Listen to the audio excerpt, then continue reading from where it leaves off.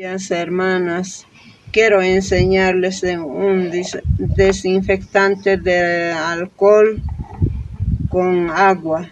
Necesitamos una botella y 70% de alcohol y agua. Agua 30%. 30% y alcohol.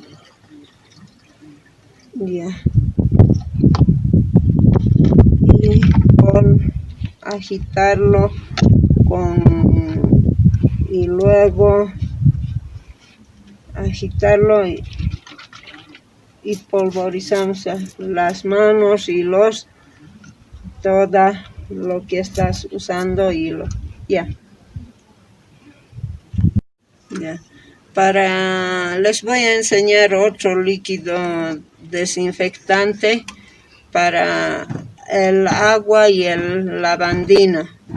Y para eso necesitamos una botella vacía y un embudito para echar el agua.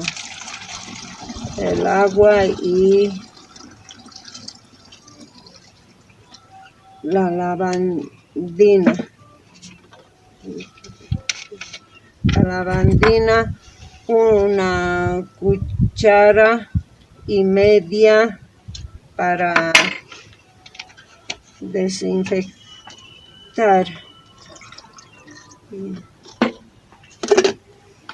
Y agitamos la botella para despolvorizar todas las cosas, los zapatos, la ropa y a las mesas, algunas cosas que siempre usamos. Ya. Estos líquidos que les he enseñado preparar sirve para desinfectar y para matar coronavirus.